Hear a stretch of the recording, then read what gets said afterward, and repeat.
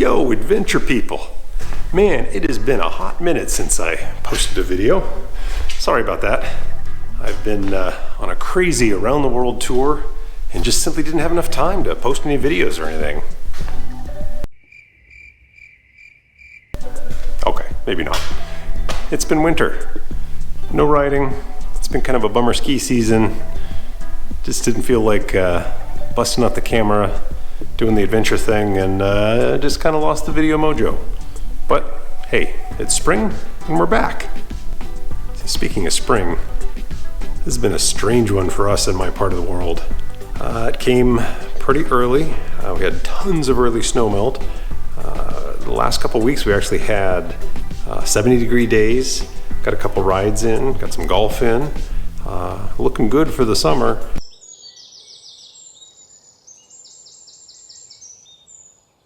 And then Mother Nature basically gave us the finger. And we've had three straight days of snow and rain. And it looks like we've got snow and rain forecast for the next 2 weeks. So, like I said, we had this early spring and this nice weather popped out. So naturally decided I had to bust out one of the bikes because it's been, all winter since I've ridden. So I took the Africa Twin out, had a nice, couple hour ride, just sort of tootling around, having fun, got back, and then decided a few days later, well, might as well go for a ride again.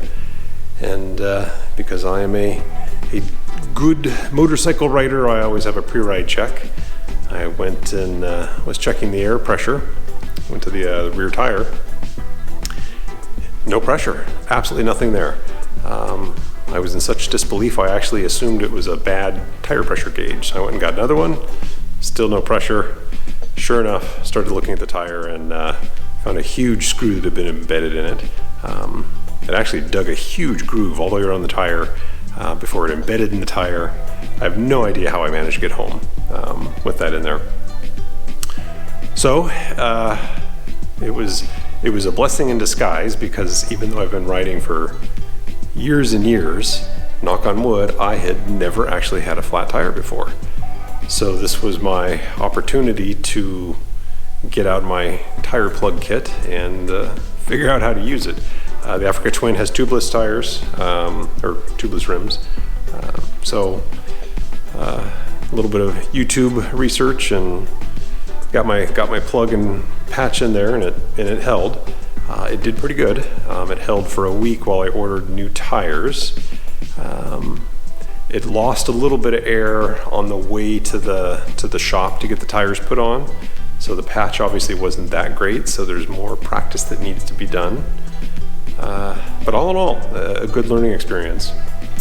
The scarier one now though is the other, like the CRF, has tubes. Now I did change a tire once, years and years and years ago. I honestly don't remember. It's been so long, I don't know if I remember how.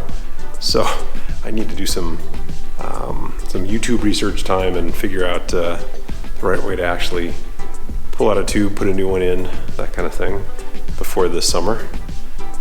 That would probably be a wise thing to do. So the second incident that happened was with the CRF here.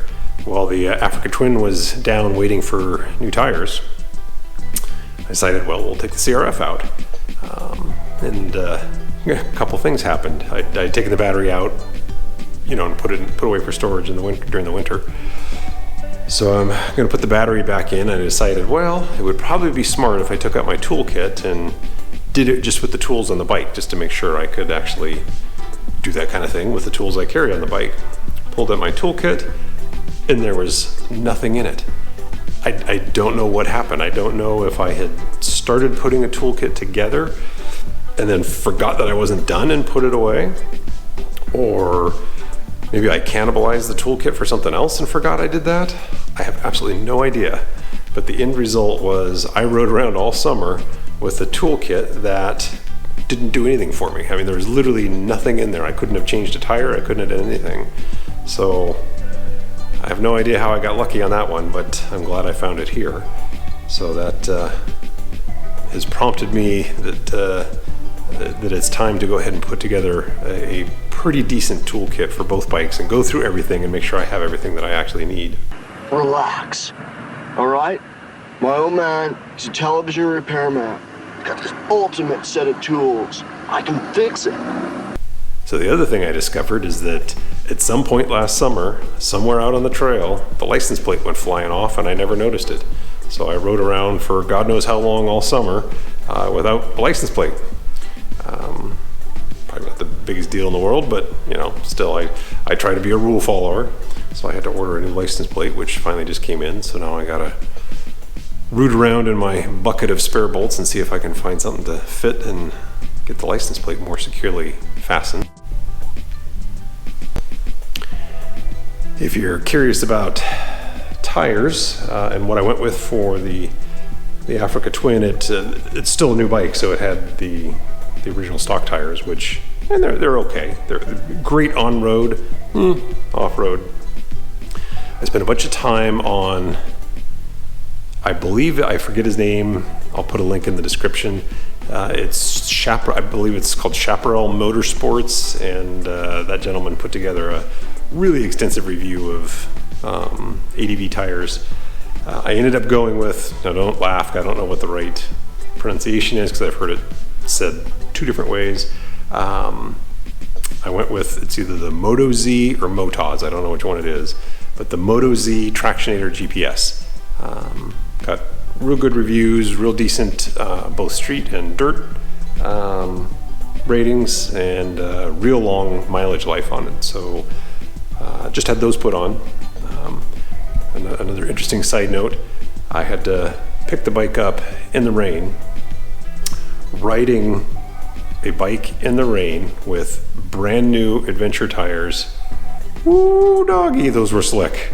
That was a little pucker factor riding home on those. I do not recommend that. I think a good 1,500 miles of dry pavement is a better choice to break in your tires. And like I mentioned, one of the things that this prompted me to do, which is a good thing, is go through toolkits. And I kind of struggled with what I wanted to do. Spent a bunch of time on a gazillion YouTube sites. Lots of good stuff out there. One of the main ones, and I'll put a link in the description, I believe it's Backcountry Adventure Motorsports, I think is his website, his YouTube, I mean. And he did a video that was really good about his toolkit. Gave me a bunch of good ideas. So I've ordered a whole bunch of stuff. In the process of putting everything together. Maybe I'll do another video after this, just kind of showing what I actually ultimately ended up doing. Not everything's in yet. I've got another bag. That was the other one I had to decide is, do I create two separate toolkits, one for each bike? But that gets expensive, and they're all Hondas, so they're all fairly standard. So I finally decided I went with, what is it, the Kriega drypack 10, I think it is. I think that was the name of the pack. Because it had a real nice sort of quick mounting system, and I'm just going to move it from bike to bike so I don't have to try and maintain two separate toolkits for each bike. That might end up being a disaster, but that's at least at the moment the approach that I'm taking. So that's it in a nutshell. That's been the state of the motorcycle world, or the adventure world. The intent of this channel is not just motorcycle, it's other adventures, because I do a bunch of other stuff. It's been mostly motorcycles so far, but hope to change that this summer. I am looking forward to getting content out and have some ideas from some other videos. If anybody's interested, I'm happy to go over the modifications I've done to the Africa Twin. Send me a note in the comments and I'll happily do a video on that if you're interested. That's it. I look forward to some real spring and summer. Hopefully it's going to happen soon. Till next time, see ya.